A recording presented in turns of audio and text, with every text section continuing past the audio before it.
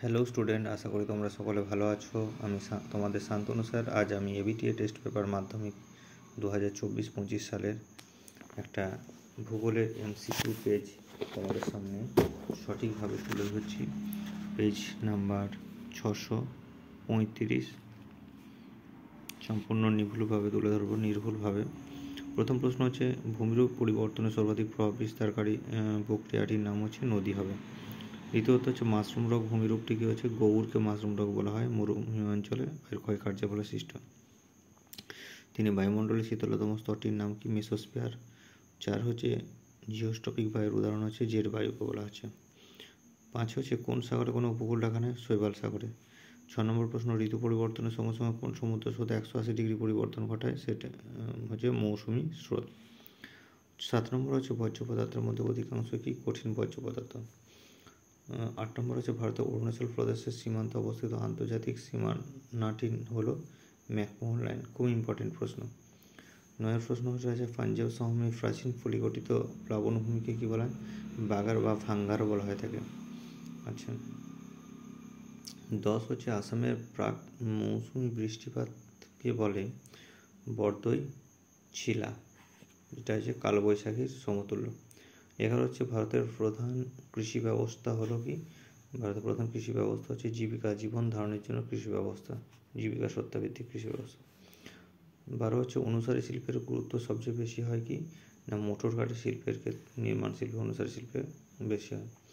13 হচ্ছে, ভারতের 2 নম্বর জাতীয় জলপথটির নাম কি, নন ন্যাশনাল ওয়াটারওয়েজ টু, যে নদীর সঙ্গে যুক্ত সেটির নাম হচ্ছে ব্রহ্মপুত্র নদীর সাথে। আচ্ছা, ভারতের পরের প্রশ্ন, ভারতের সূর্য সমলয় উপগ্রহটির নাম কি, সূর্য সমলয় উপগ্রহ হচ্ছে IRS। আচ্ছা, শুদ্ধ অশুদ্ধগুলো দেখো, ঠিক করে দিচ্ছি।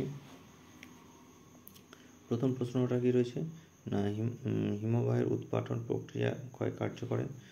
হিমবাহ প্রধানত উৎপাটন প্রক্রিয়া কার্য করে, এই জন্য শুদ্ধ, রাইট চিহ্ন দিলাম। ওজন গ্রহের উপস্থিতি দক্ষিণ গোলার্ধে মেরু অঞ্চলে অবস্থিত, আন্টার্কটিকা মেরু অঞ্চলে লক্ষ্য করা যায়, কুমেরু অঞ্চলে, এটা শুদ্ধ হবে। কুয়াশা হলো অধঃক্ষেপণের একটি রূপ। কুয়াশা কিন্তু অধঃক্ষেপণের রূপ নয়, কারণ কুয়াশা মাটিতে স্পর্শ করে না, তাই এটা অশুদ্ধ হবে। আচ্ছা, 4 হচ্ছে, প্লাস্টিক হলো একটি জৈব ভঙ্গুর পদার্থ। প্লাস্টিক কখনো জীবের দ্বারা বিয়োজিত হয় না, তাই এটা হচ্ছে অশুদ্ধ, এটা হচ্ছে জৈব অভঙ্গুর। 5 হচ্ছে, মরু অঞ্চলের উদ্ভিদকে জেরোফাইট বলা হয়। অবশ্যই মরু অঞ্চলের উদ্ভিদকে জেরোফাইট বা জাঙ্গল উদ্ভিদ বলা হয়ে থাকে, ক্যাকটাস জাতীয় উদ্ভিদ। 2011 সালে জনগণনা অনুযায়ী নারী পুরুষের অনুপাত সবচেয়ে বেশি কেরলে, এটা হচ্ছে শুদ্ধ। আচ্ছা, 7 প্রশ্ন, বিশুদ্ধ কাঁচামালের পূর্ণসূচক কত হয়, বিশুদ্ধ কাঁচামালের পূর্ণসূচক 1 বা 1-এর কম হয়ে থাকে, এটা হচ্ছে শুদ্ধ। আচ্ছা, 2.2 শূন্যস্থান পূরণ। জলপ্রপাত ধাপে ধাপে নিচে নেমে এলে তাকে বলা হয় কাসকেড বলা হয় থাকে, কয়েকার দন্তেশ কয়িকার ড। 2-এরটা, বারখান বালিয়াড়ি ভেঙে গিয়ে শিব বালিয়াড়ি সৃষ্টি হয় বা শিব বালিয়ার জন্ম হয়। 3-টা হচ্ছে, ভূপৃষ্ঠের সমান্তরালে অনুভূমিকভাবে বায়ুপ্রবাহের মাধ্যমে তাপের সঞ্চালনকে বলা হয় কি না, তাপের সঞ্চালনকে অ্যাডভেকশন, ফলাকার ড, ভয়কার ক, তালে বর্ষতন্ত্র নয়, অ্যাডভেকশন বলে। 4-টা হচ্ছে, কৃষ্ণা ও গোদাবরী নদীর বদ্বীপের মধ্যবর্তী স্থানে ড্যাশ হ্রদ অবস্থিত। কৃষ্ণা ও গোদাবরী নদীর মধ্যবর্তী যে হ্রদটা রয়েছে তার নাম হচ্ছে কোলেরু হ্রদ রয়েছে। 5 হচ্ছে, ফ্লাই অ্যাশ ড্যাশ তৈরিতে ব্যবহার হয়, ফ্লাই অ্যাশ তোমার সিমেন্ট তৈরিতে ব্যবহার করা হয়ে থাকে। 6 হচ্ছে, ভারতের সবচেয়ে বেশি বনভূমি অবস্থিত কোন রাজ্যে, সবথেকে বেশি বনভূমি মধ্যপ্রদেশে রয়েছে। 7 হচ্ছে, পেট্রোরসায়ন শিল্পের প্রধান কাঁচামাল কি, ন্যাপথা হলো পেট্রোরসায়ন শিল্পের প্রধান কাঁচামাল। 2.31 1 নম্বর হচ্ছে, ক্ষয়ের সীমা ধারণা প্রবর্তন করেন কি না, পাওয়েল ক্ষয়ের শেষ সীমা ধারণা প্রবর্তন করেছিলেন।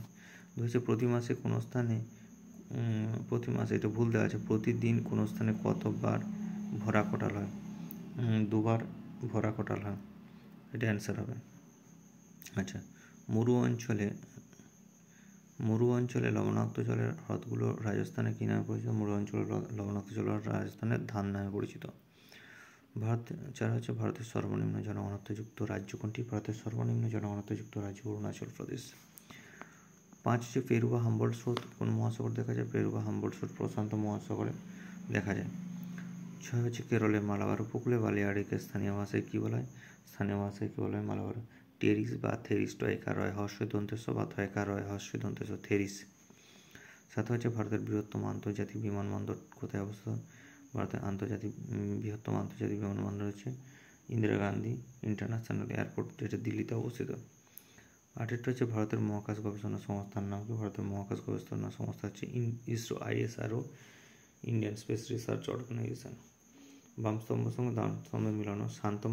শান্তমণ্ডল কোথায় অবস্থান করে? শান্তমণ্ডল বলা হচ্ছে স্ট্র্যাটোস্ফিয়ারকে বলা হয় শান্তমণ্ডল। আচ্ছা, ভারতের কার্পাস গবেষণা কেন্দ্রটি অবস্থান করেছে নাগপুরে। আচ্ছা, তোমার 3 হচ্ছে বন্দর ভিত্তিক জাহাজ নির্মাণ কেন্দ্র।